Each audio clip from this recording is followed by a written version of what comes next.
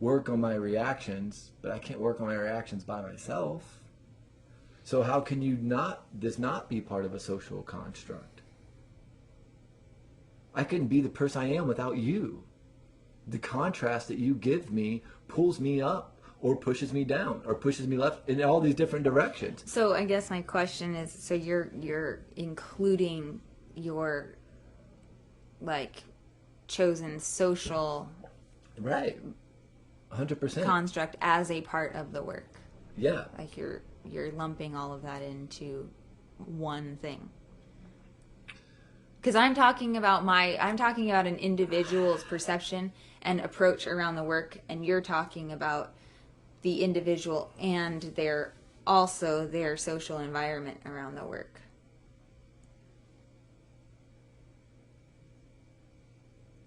I guess for me it's hard to separate things, and I think that's when you and I are having these discussions, be it a podcast like this where we're recording it or we're just talking about it. I think this, I find with myself, one of the things the work has revealed to me is I have a hard time separating social from individualistic. And, like for me, it's like everything is a part of everything. So maybe we are talking about two different things. Yeah, I'm just trying to clarify for the sake of like our conversation. So you're talking about your community as well as your personal approach to the work? Yes. Okay. Yeah. And so for me, I guess there's a light side to community, and that is one, it took a lot of community for me to get really, really messed up and really, really lost from myself. And then it also took a community to help me find who I was again. And I still feel that it's my responsibility as the individual to take in the teachings, the collective belief that is in my social community, and to filter all of those ideas and concepts, and to remember that it is my responsibility to guard my own heart against things that do not resonate with me, and to recognize when a community has served its purpose in my life, and to be capable and strong enough and willing enough within myself to know that this no longer serves me and I need to go elsewhere. I think that it is fundamentally disempowering to blame any group for my own problems or for my own disempowerment.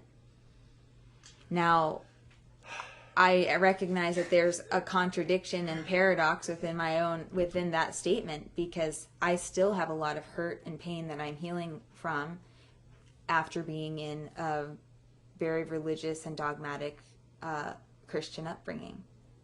And the environment, not all of those people, many of those people I'm still friends with and I still love very dearly, but the leaders and the construct that was there provided for me, I'm still healing from.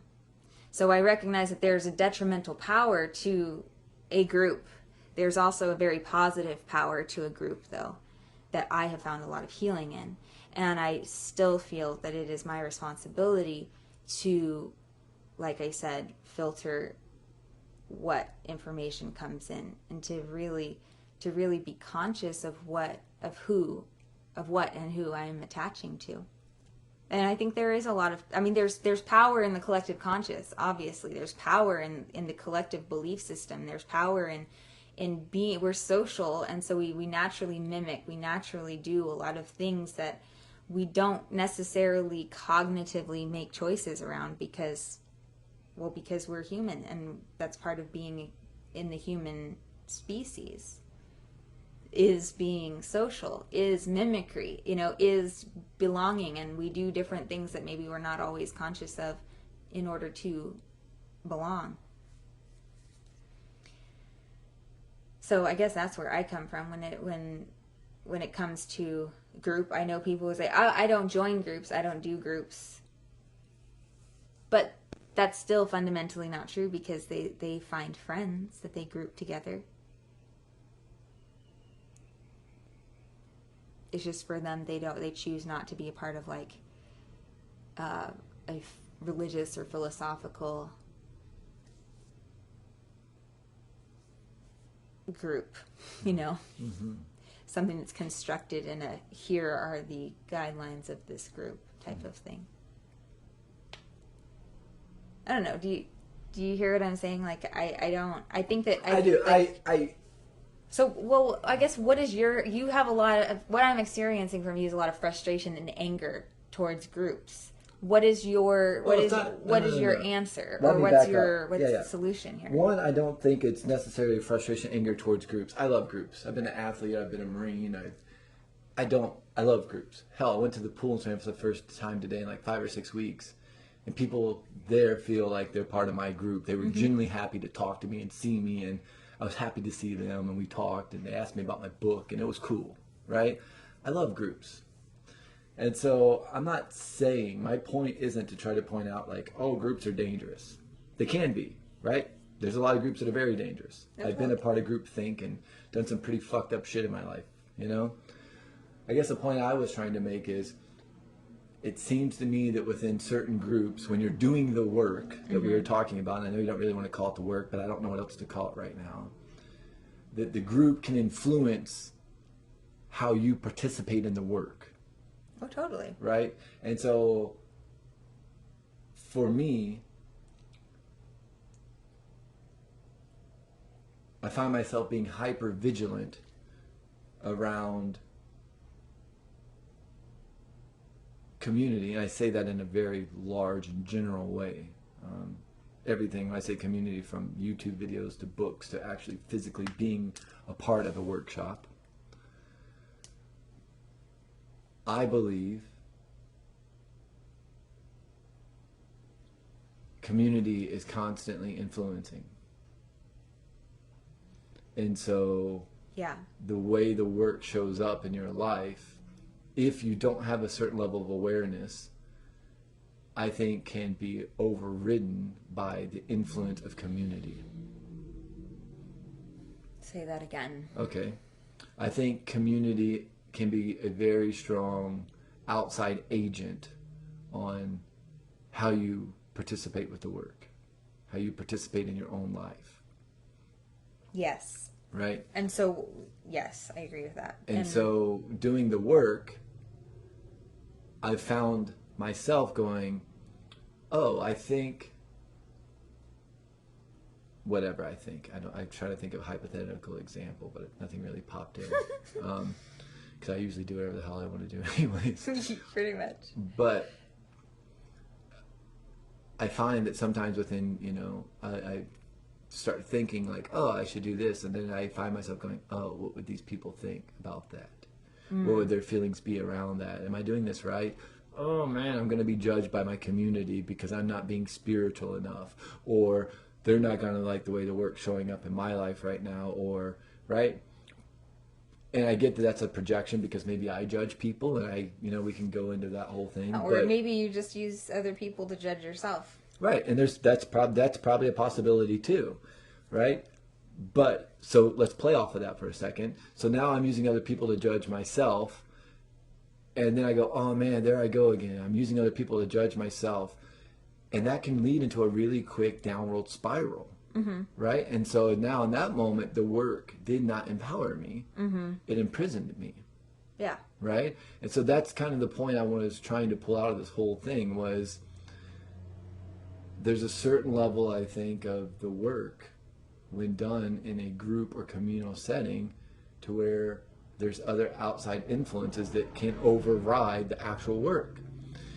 Because another part of me goes, oh, look at me judging myself through other people. Well, good, because I need to understand like social like norms, right? I need to understand there's a certain part of like coexisting in a tribe to where you want to not always be so eccentric that you're not accepted and pushed out of the tribe. None of us want to be pushed out of the fucking tribe. I think we all want to be a part of a tribe that's fully accepting. And so for me, that's where my friendships come in. They don't feel like a part of the community. You know, the 3 to 5 like really important people in my life, I feel like are going to be accepting of me in whatever way I choose to do the work. Yeah. And however the work shows up. I feel like those 3 to 5 people recognize that even when Billy is being this way, that which I disagree with, which kind of goes against what we just talked about in our workshop, or goes against the book that we're all reading together, I still accept him. Because I Or know... goes against the plans that we just made and now are canceled. Right. Yeah, right. Yeah. I do that a lot, actually. Right? I cancel lots of plans. So if you're ready to make plans, be ready to be canceled on, because I'm the dude. And so someone might be like, he doesn't honor his commitment. I wonder what that's about. And let's make up a bunch of fucking stories about it, right?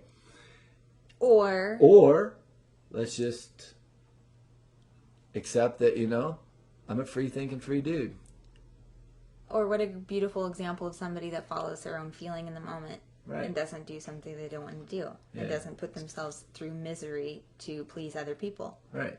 I mean, I think that there's... And that's what I'm saying. So that's a wonderful way to like kind of get into that, because for me, that's what it feels like, you know, is being able to find that space where the work actually sets me free. You know, where we're taking the time to be as healthy, mentally, physically, emotionally, intuitively, spiritually, financially, healthy as I can be. Well, then I can create. And I believe we're here to fucking create. I believe we're here to like take this stuff that's in our minds and like project it out into the world, be it through music or art or through the internet or through business or whatever that is. And when the work starts getting in the way of your ability to like do your art, like writing my book, I mean, I started changing the way I was writing the book based off of workshops and thoughts and community. Right. And I guess I think I love what you're saying, but I just don't think that that's the product of the work as much as that is the product of your perception around what the work is, and that is judgment. That is self-judgment. Right, if we take all this work and say, I suck because I'm not this way.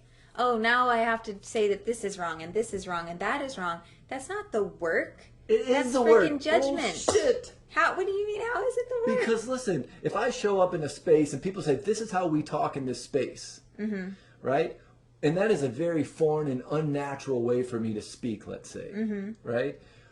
Well, then for me to be able to show up in that space regularly and be able to speak and talk and communicate in that way, right? I have to practice that constantly. I have to constantly be speaking and talking like that so it becomes my second nature. Well, when you're someone like me who loves to write, right? Then now all of a sudden it's like, it starts carrying over into my creativity. It starts showing up. And now all of a sudden the way that I speak as a writer starts being influenced by, quote unquote, this work.